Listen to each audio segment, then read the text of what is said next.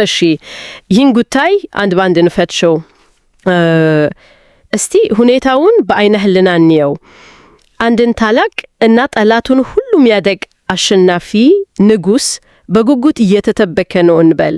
እሺ መጥቶ ነፃ ያወጣል ተብሎ ተስፋ የተደረገበት መሪ ግን በድንገት በጠላቶቹ ተይዞ ተደብድቦ እና ተዋርዶ ልክ እንደ አንድ ተራ ወንጀለኛ ሲሰቀል ቢታይ በዚህ ጊዜ የሚኖረው ስሜት ምንድን ነው?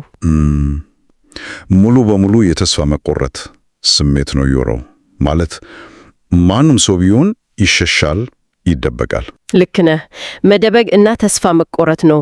ግን ከ3 ቀናት በኋላ እነዚህ የተሸበሩ ሰዎች ራሳቸው አደባባይ ወጥተው የሞት ፍርሃት ሳይበግራቸው ከሙታን ተነስቷል ያሉ መጮህና ማዋጅ ቢጀምሩስ? እንዴ ይሄ እኮ በአንዴ የተስፋ መቆረጥን ወደማይበግር ድፍረት የለወጠ ትልቅ ምስጢር ነው። አዎ ይህን ፍርሃት በአንዴ ወደ ድል አድራጊነት መንፈስ ሊቀይረው የሚችለው ምንድን ነው? እንግዲህ ዛሬ የምንመረምረው የታሪክ ምስጢር ይህንን ነው። በስራ ቦታ ወይም ከጓደኞች ጋር ስንሆን ክርስትና እኮ ከጥንት የግብጽ ወይም የሮም አፈታሪኮች የተቀዳ ነው የሚል ሐሳብ ሰምተን እናውቀዋል። አዎ በጣም የተለመደ ሞገት ነው። ልክ ነው። እናም ዛሬ የምናደርገው ይህ ጥልቅ ዳሰሳ ይህንን እንዴት በታሪካዊ ማስረጃ መመለስ እንደሚቻል የሚያሳይ ነው።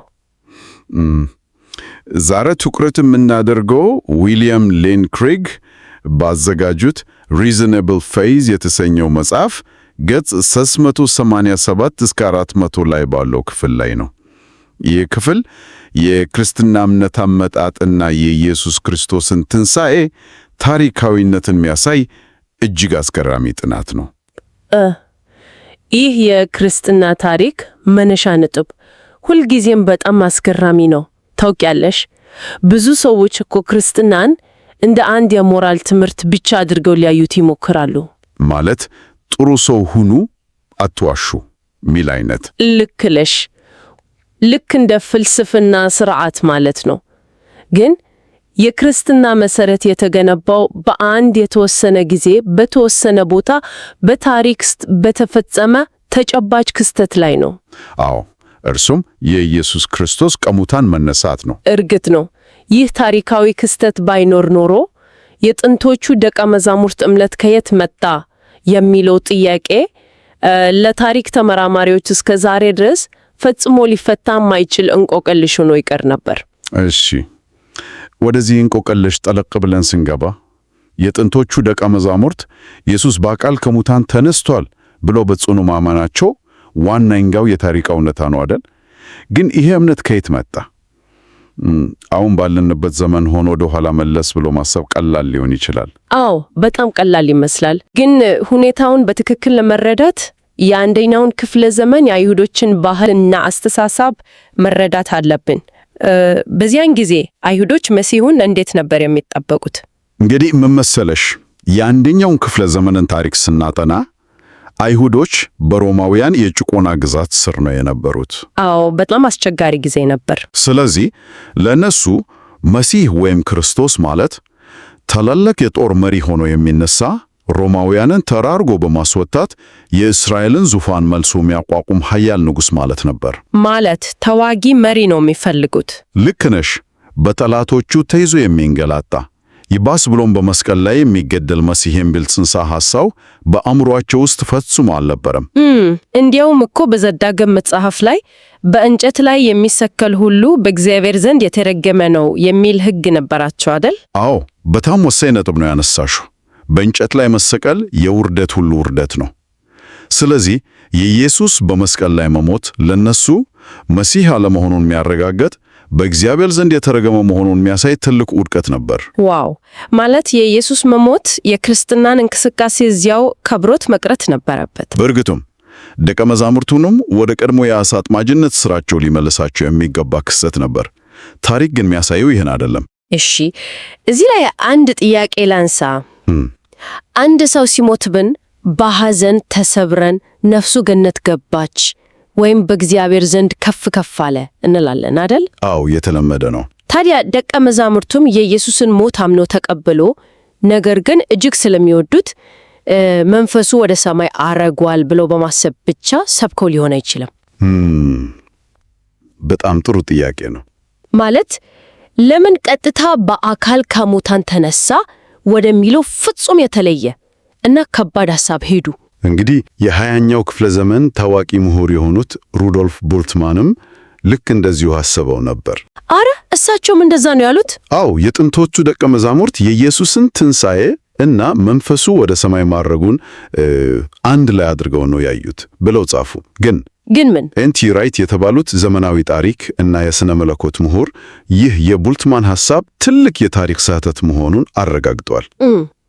እንዴት? ምን መሰለሽ፣ በአይሁዶች አስተሳሰብ ውስጥ የአንድ ሰውን ነፍስ ወደ ሰማይ መሄዷን ወይም በእግዚአብሔር ዘንድ ከፍ ከፍ ማለቷን ለመግለጽ መቼም ቢሆን ትንሣኤ የሚለውን ቃል አይጠቀሙም። ቃሉ ራሱ የተለየ ትርጉም ነው ያለው ማለት ነው። በትክክል ትንሣኤ ለእነሱ አንድ ትርጉም ብቻ ነው ያለው። እርሱም የሞተ ሰው በመቃብር ውስጥ ያለው አስከሬኑ ስጋና አጥንት ለብሶ በአካል ሕያው ሆኖ መነሳት ማለት ነው። ዋው! ስለዚህ መቃብሩ ባዶ መሆኑን ማመናቸው የዚህ አካላዊ ትንሣኤ ማረጋገጫ ነው ማለት ነው። ልክ ነሽ። በመንፈስ ብቻ አረገ ብለው ቢሆን ኖሮ መቃብሩ ባዶ መሆን ባላስፈለገውም ነበር። አስከሬኑ እዚያው ያለ መንፈሱ አረገ ማለት ይችሉ ነበር። ይህ እኮ በጣም ወሳኝ ነጥብ ነው። ትንሣኤ ማለት አካላዊ እንጂ መንፈሳዊ ብቻ አይደለም። ታዲያ ደቀ መዛሙርቱ ይህን አካላዊ የትንሣኤ እምነት ከየት አመጡት? ያ ነው ትልቁ ጥያቄ። ማለት ይህ ሐሳብ በአይሁድ ማህበረሰብ ዘንድ ያልተለመደ ከሆነ ምናልባት በወቅቱ ከነበሩት ሌሎች ባህሎች በተለይም ከአረማውያን ሃይማኖቶች የተቀዳ አፈ ታሪክ ሊሆን አይችልም። በወቅቱ እኮ ስለሚሞቱ እና ስለሚነሱ አማልክት የሚነገሩ ታሪኮች ነበሩ ይባላል አይደል? አዎ ይባላል። እና ይህን ጥያቄ የታሪክ ምሁራን በጥልቀት መርምሮታል።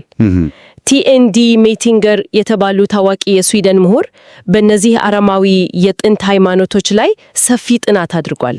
እሺ፣ ምን አገኙ ታዲያ? እንዳረጋገጡትም እንደ ኦሳይሪስ ባሉ አረማዊ አማልክት ዙሪያ የሚነገሩት ታሪኮች በታሪክ ውስጥ በአንድ የተወሰነ ጊዜ ከተፈጸመ አካላዊ ትንሣኤ ጋር ምንም ግንኙነት የላቸውም። ምንም ግንኙነት የላቸውም ማለት ሞተው አልተነሱም? የለም።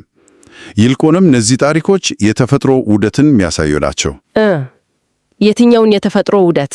በበጋ ወቅት እጽዋት ሲደርቁ አምላኩ እንደሞተ፣ በክረምት ዝናብ መጥቶ ተክሎች ሲያቆጠቁጡ ደግሞ አምላኩ ሕያው እንደሆነ ተደርጎ የሚነገር ምሳሌያዊ አፈ ታሪክ ነው። የሰብልና የእርሻ ውደት ማለት ነው። የክረምትና የበጋ መፈራረቅን ነው እንጂ በእውነተኛው ታሪክ ውስጥ የተፈጠረን ነገር አይደለም ማለት ነው። ልክ ነሽ። በሌላ በኩል ደግሞ የአንደኛው ክፍለ ዘመን አይሁድ ለአረማውያንና ለጣዖት አምላካቸው እጅግ ከፍተኛ የሆነ ጥላቻ ነበራቸው። ፈጽሞ አጠገቡ አይደርሱም። አዎ፣ በጣም ነው የሚጸየፉት። ስለዚህ ደቀ መዛሙርቱ የራሳቸውን መሲህ ታሪክ ለመመስረት አጥብቀው ከሚጠሉት የአረማውያን ሃይማኖት ላይ አንድን ትልቅ ጽንሰ ሐሳብ ገለብጧል ብሎ ማሰብ ከታሪካዊ እውነታ ጋር ፈጽሞ ይጋጫል። ውሃ ያነሳም። እሺ፣ ከአረማውያን ካልቀዱት ከራሳቸው ከአይሁድ ባህልስ የአይሁድ ሃይማኖት እኮ ትንሣኤ የሚያስተምረው ነገር አልነበረውም ማለት አይቻልም። አዎ፣ የአይሁድ ሃይማኖት ስለ ትንሣኤ ያስተምር ነበር፣ ግን እምነታቸው ከክርስቲያኖች እምነት ፍጹም የተለየ ነው። እንዴት? ልዩነቱ ምንድን ነው? በአይሁዶች እምነት መሰረት ትንሣኤ የሚከሰተው በዓለም ፍጻሜ ዘመን ላይ ብቻ ነው። ማለት መጨረሻው ቀን ላይ? አዎ፣ ያውም ለሁሉም ጻድቃን ሰዎች በአንድነት የሚሰጥ እንጂ በታሪክ አጋማሽ ገና ዓለም ሳታልቅ ለአንድ ግለሰብ ብቻ የሚሰጥ ትንሣኤ የሚባል ጽንሰ ሐሳብ ፈጽሞ አልነበራቸውም። ዋው! ይህን አላውቅም ነበር። አይሽ፣ ስለዚህ ደቀ መዛሙርቱ ኢየሱስ አሁን በታሪክ አጋማሽ ከሞት ተነስቷል ብሎ ሲሰብኩ በጊዜው ከነበረው የራሳቸው የአይሁድ አስተሳሰብ ጋር የሚጋጭ እና ፍጹም አዲስ የሆነ ነገር ይዞ መጡ ማለት ነው። አሁን ይበልጥ ግልጽ እየሆነ መጥቷል። ግን አሁንም አንድ ነገር ይከነክነኛል። እሺ፣ ምንድን ነው? ደቀ መዛሙርቱ እኮ መሪያቸው በመገደሉ ምክንያት በከፍተኛ ጭንቀትና ሐዘን ውስጥ ነበሩ። አዎ፣ በጣም አዝነዋል። የሰው ልጅ አእምሮ ደግሞ በከፍተኛ የጭንቀት ጊዜ የሌለን ነገር እንዳለ አድርጎ ሊፈጠር ይችላል። ታዲያ በሐዘን ብዛት በአእምሯቸው የፈጠሩትን ቅዠት ወይም ራእይ አይተው ከሙታን ተነሷል ብለው አምኖ ቢሆንስ? ይሄ ብዙ ጊዜ የሚነሳ መላምት ነው። ግን ይህን ከስነ ልቦና እና ከታሪክ አኳያ ብንመረምረው ይህም ቢሆን ዋይ አያነሳም። ለምን? አንደኛ ነገር ቅዠት ወይም ራእይ ግላዊ ነው። ልክ ማታ የምናለመው ህልም ግላዊ እንደሆነ ሁሉ። ልክ ነው። አብረን አንድ አይነት ህልም አናይም። በትክክል 500 ሰዎች በአንድ ጊዜ በተለያየ ቦታ አንድ አይነት ቅዠት ሊያዩ አይችሉም። አዎ፣ ያም አይመቻልም። ሁለተኛውና ዋነኛው ነጥብ ግን አንድ አይሁዳዊ በሐዘን ብዛት የሞተውን ወዳጁን ራእይ በቅዠት መልክ ቢያይ የሚሰጠው ትርጉም እግዚአብሔር ነፍሱን ወደ ሰማይ ወሰዳት የሚል እንጂ በአካል ከሙታን ተነሳ የሚል አይሆንም። ቅድም እንዳልከው ራእይ ካዩ ሞተዋል ማለት ነው። አዎ፣ ለአይሁዶች የሞተ ሰውን ራእይ ማየት ያ ሰው መሞቱን የሚያረጋግጥ እንጂ ሕያው ሆኖ በአካል መነሳቱን የሚያሳይ አልነበረም። ስለዚህ ይህ አዲስ የትንሣኤ እምነት ከቅዠትም ሆነ ከሌላ ባህል ተጽዕኖ ሊመነጭ አይችልም።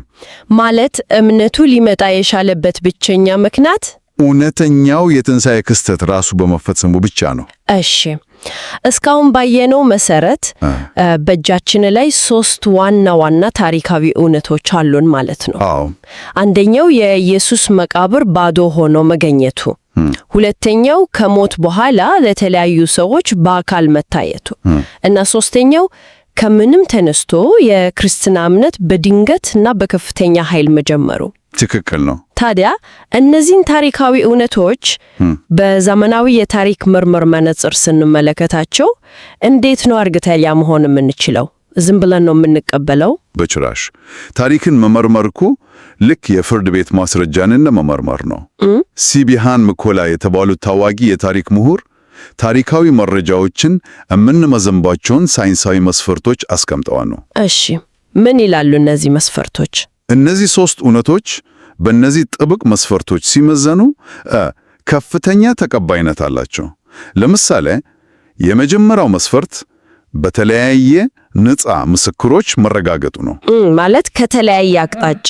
አዎ፣ በመንገድ ላይ የመኪና አደጋ ቢደርስ እና 5 እርስ በርስ የማይተዋወቁ ሰዎች ለፖሊስ አንድ አይነት ቃል ቢሰጡ ፖሊሱ ታሪኩ እውነት መሆኑን እንደሚያምነው ሁሉ። አዎ፣ ምክንያቱም አልተመካከሩም። በትክክል።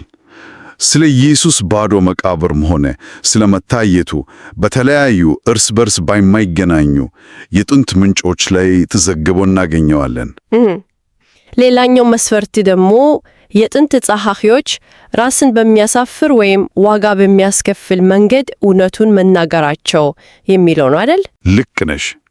ይሄ በጣም ጠንካራ ማስረጃ ነው። ማለት ይህን ግልጽ ለማድረግ የኢየሱስን ባዶ መቃብር በመጀመሪያ ያገኙት ሴቶች መሆናቸውን በመጽሐፍ ቅዱስ ውስጥ ተጽፏል። አዎ፣ እና ይሄ በዚያ ዘመን ምን ማለት እንደሆነ ታውቂያለሽ? በአንደኛው ክፍለ ዘመን የአይሁድ ባህል ውስጥ የሴቶች ምስክርነት እንደ ታማኝ ማስረጃ በፍርድ ቤት ተቀባይነት አልነበረውም። ምንም ተቀባይነት አልነበረውም። ታዲያ ደቀ መዛሙርቱ ታሪኩን በራሳቸው ፈጥሮት ቢሆን ኖሮ ለምን በማህበረሰቡ ዘንድ ተቀባይነት የሌለውን የሴቶች ምስክርነት ዋና የተረካቸው አካል ያደርጉታል? እኔም እኮ ይሄ ነው የሚገርመኝ። ጴጥሮስ ወይም ዮሐንስ መቃብሩን አገኙት ብለው መጻፍ ይችሉ አልነበረም፣ ውሸት ቢሆን ኖሩ ማለት ነው። አዎ፣ እንዲያምኑላቸው ከፈለጉ ወንዶችን ነበር ታሪክ ውስጥ ማስገባት የነበረባቸው። የሚያሳየው ምንም እንኳን በማህበረሰቡ ዘንድ አሳፋሪ ወይም ተቀባይነት የሌለው ቢመስልም እውነቱ እርሱ ስለሆነ ብቻ ያዩትን እንዳለ እንደጻፉት ነው። አዎ፣ እንግዲህ አሁን እነዚህን በታሪክ የተረጋገጡ እውነቶች ይዘን ቀጣዩ እርምጃችን የቱ ማብራሪያ ነው ይበልጥ አሳማኝ ብሎ መጠይቅ ነው አይደል? በትክክል አብራራሽው። የትኛው ሐሳብ ነው እነዚህን 3ቱንም እውነታዎችን ማለትም ባዶ መቃብሩን፣ መታየቱን እና የእምነቱን በድንገት መጀመር በአንድ ላይ በተሟላ ሁኔታ ሊያብራራ የሚችለው? ይሄ ልክ ምን መሰለ፣ ወደ ቤት ስትገባ መስኮት ተሰብሮ ወለል ላይ የቤዝቦል ኳስ ብታገኝ እና የጎረቤት ልጆች ውጭ ሲጫወቱ ብታይ እንደማለትም። ከህዋ የመጣ ድንጋይ ነው መስኮቱን የሰበረው አትልም። ካሉት መረጃዎች ተነስተህ የተሻለውን እና አሳማኝ የሆነውን መደምደሚያ ነው የምትመርተው። ይሄም ልክ እንደዛው ነው ማለት ነው። ልክ ነሽ። በጣም ጥሩ ምሳሌ ነው። ይህን የተሻለውን መደምደሚያ የማምረት ፍልስፍናዊ መርህ ስንጠቀም አንዳንዱ ሰዎች የሚያነሷቸው ተፈጥሯዊ መላምቶች ሙሉ በሙሉ ውድቅ ይሆናሉ። ለምሳሌ ለምሳሌ ደቀ መዛሙርቱ አስከሬኑን ሰርቀውት ነው የሚለው መላምት አለ አይደል? አዎ፣ በጣም ይሰማል። ይሄ መላምት ባዶ መቃብሩን ሊያብራራ ቢሞክርም ደቀ መዛሙርቱ ለምን በመላው እስራኤል እየተዘዋወሩ በውሸት ትረካቸው ምክንያት ራሳቸውን ለሞትና ለስቃይ አሳልፈው እንደሰጡ ሊያብራራ አይችልም። አዎ፣ ማንም እኮ እዛው ራሱ ለፈጠረው ውሸት ሲል ሕይወቱን አይሰጥም በጭራሽ። በሌላ በኩል ደግሞ ኢየሱስ በመስቀል ላይ አልሞተም፣ ራሱን ወስቶ ነበር፣ በኋላ መቃብር ውስጥ ነቃ የሚለው መላምት አለ። ኧረ ይሄኛውማ በጣም ያስቃል።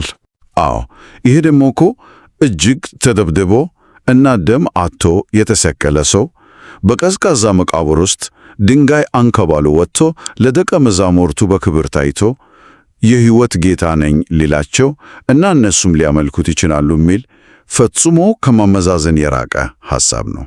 ማለት እዛ ግማሽ ሞቶ የነበረ ሰው ሲያዩት እኮ ያሳዝናቸዋል እንጂ አያመልኩትም። ልክ ነሽ። አየሽ፣ የትኛውም ተፈጥሯዊ ምክንያት እነዚህን እውነታዎች በአንድነት ሊፈታቸው አይችልም። ብቸኛው እና የተሻለው ማብራሪያ ደቀ መዛሙርቱ እንዳወጁት እግዚአብሔር ኢየሱስን ከሙታን እንዳስነሳው የሚያረጋግጠው እውነት ነው። ዋው!